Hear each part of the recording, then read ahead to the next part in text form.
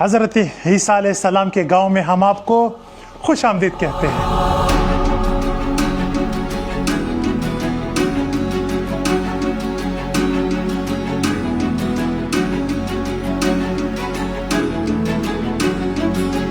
اب یہاں پر میں نے بہت سارے لوگوں سے پوچھا کہ اس کو کس نے بنایا تھا، کیا تاریخ ہے، کیا مقصد ہے اس کی، کسی کو کچھ پتہ نہیں ہے۔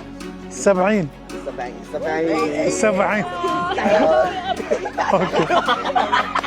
ابھی میں پہنچ گیا ہوں، آپ میرے آس پاس عیسیٰ علیہ السلام کا گاؤں دیکھ سکتے ہیں، ملولہ آپ دیکھ سکتے ہیں، اس طرف ایک چرچ ہے اور اس طرف جو ہے گھر ہے۔ اب میں آپ کو یہ دونوں سائڈ دکھانے والا ہوں، اور یہ دونوں سائڈ دکھانے کے بعد پھر ہم یہ جو چرچ ہے اور یہ جو گھر ہے اس کے درمیان یہ پہاڑ ہے، اور اس پہاڑ کے درمیان میں راستہ ہے، اور راستہ بہت خوبصورت لاجواب قسم کا راستہ ہے، اور وہ بھی میں آپ کو دکھانے والا ہوں۔ اس پہاڑ کے اندر جائیں گے اور پھر اس پہاڑ سے گھومتی ہوئی واپس اس پہاڑ کے ٹاپ پر آئیں گے۔ لیکن یہ سب دکھانے سے پہلے میں آپ کو ارامک زبان کے بارے میں کچھ بتانا چاہتا ہوں۔ ارامک زبان وہ زبان ہے جس میں حضرت عیسیٰ علیہ السلام اپنے فالوورز کے ساتھ بات کرتا تھا۔ ماشاءاللہ اذان شروع ہو گئی۔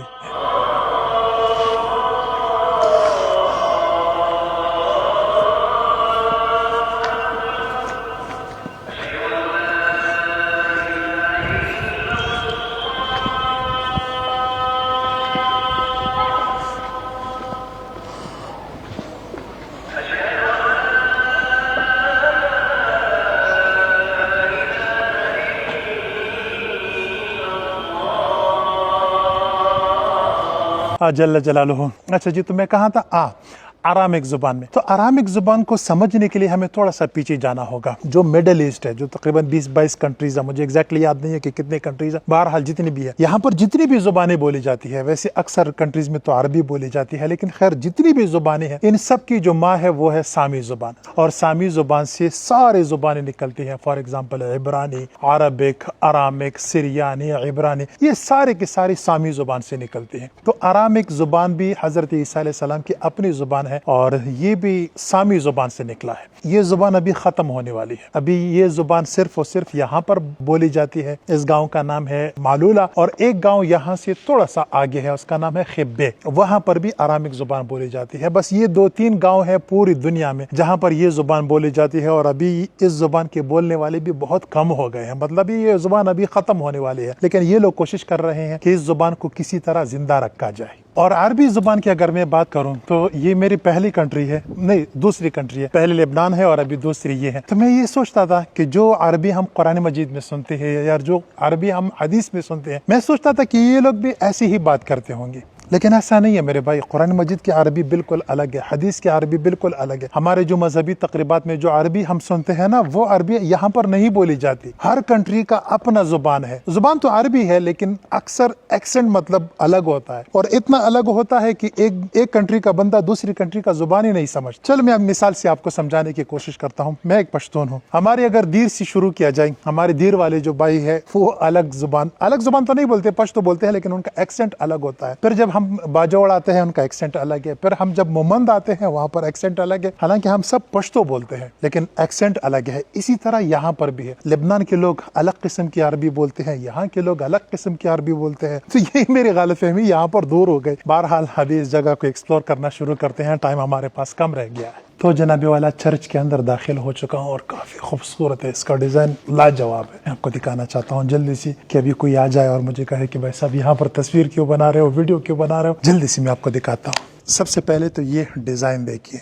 یہ ڈیزائن جو ہوا ہے نا یہ ابھی کا نہیں ہے، یہ 3-4 ہزار سال پرانا ہے، ٹھیک ہے۔ اور اس کی تاریخ میں بتا چکا ہوں، اگر آپ نے میرے لبنان کی ویڈیوز دیکھی ہیں تو اس میں آپ کو سب کچھ بتا چکا ہوں کہ جتنے بھی چرچ وغیرہ بنے ہیں یہاں پر لبنان میں، جتنے بھی مڈل ایسٹ میں، اکثر مڈل ایسٹ میں جتنے بھی آپ پرانے زمانے کی جو تعمیر دیکھ رہے ہیں نا، لوگ کہتے ہیں یہ رومن تھے اور رومن نے اور سب کو بنایا تھا، ایسا نہیں ہے۔ یہ سارے کے سارے فونوشینز لوگوں کے مندر تھے، اور اس کے بعد یہ صلیبی آ گئے اور انہوں نے مندروں کے اوپر قبضہ کیا، اور اس کے بعد یہ سب کچھ بنایا۔ تو یہ سب کچھ جو ہے نا آپ دیکھ سکتے ہیں، یہ مندر ہے اور یہ بہت پرانے ہیں، مطلب ہزاروں سال پرانے ہیں۔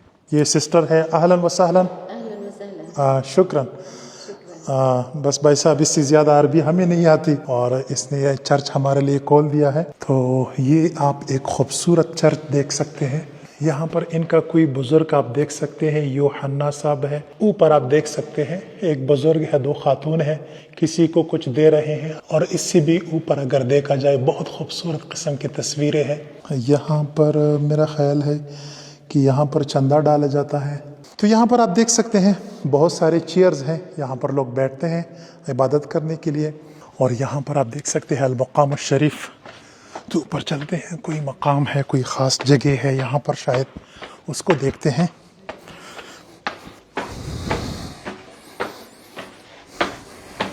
ये एक बहुत बड़ा पहाड़ है और उस पहाड़ के ऊपर सीढ़ियाँ बनाई गई है। इन सीढ़ियों के ऊपर मैं अभी ऊपर आया हूँ। तो आप यहाँ पर एक दरख्त देख सकते हैं और काफ़ी आजिज़ किस्म की दरख्त है, लोगों पर साया कर रहा है। तो ये इनका म्यूज़ियम है। अभी म्यूज़ियम बंद है, इसके में अंदर मैं नहीं जा सकता, लेकिन सिर्फ बाहर से नज़ारा कीजिए। लेकिन मैं ऊपर जाने वाला हूँ, वहाँ पर ऊपर नहीं, यहाँ पर जाने वाला हूँ। यहाँ पर एक ख़ास किस्म का गार है और कुछ अमेजिंग है, लोग ऐसा कह रहे हैं, तो वो मैं देखने वाला हूँ।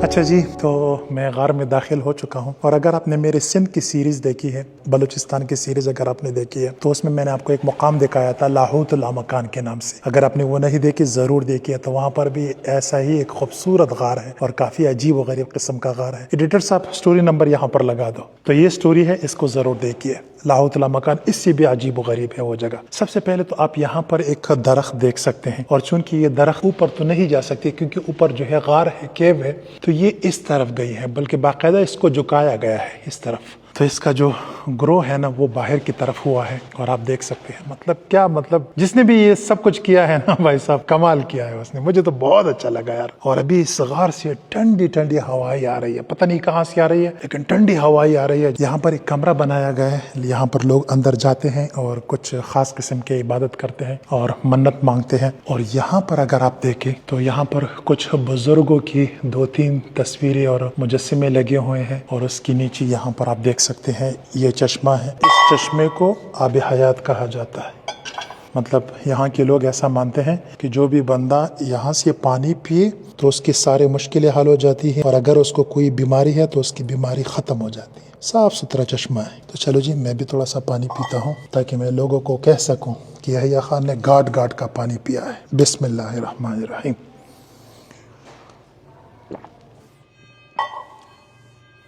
और मुझे जो यहाँ पर पसंद आया वो ये सफाई का निज़ाम है। भाई साहब, यहाँ पर ये जाली लटकाई गई है ताकि कुछ भी अंदर ना जा पाए।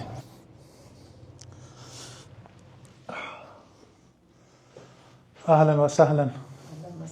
हाँ, शुक्रन। तो ये एक सिस्टर बेटी है, सिस्टर, यस। यहाँ पर लोगों को दागे देते हैं, बहुत सारे दागे हैं। लोग यहाँ पर आते हैं, मन्नत मांगते हैं, शम्मे जलाते हैं। ये आप देख सकते हैं, किसी ने अभी अभी कोई शमा जलाया है। और इस गार के अंदर आप देख सकते हैं बहुत सारे बुजुर्गों की तस्वीरें लटकी हुई हैं। और सफाई चेक कीजिए भाई साहब, ऐसी सफाई है ना कि मैं आपको बता नहीं सकता। आप एसी भी नोट कर सकते हैं, एसी भी लगा हुआ है, लेकिन इसकी कोई ज़रूरत नहीं। अच्छा जी, तो अभी आपने ये चर्च देख लिया और अभी चलते हैं इस गांव के सबसे इंटरेस्टिंग जगह की तरफ, जो कि यहाँ से शुरू होती है और जो मेरी सबसे फेवरेट है।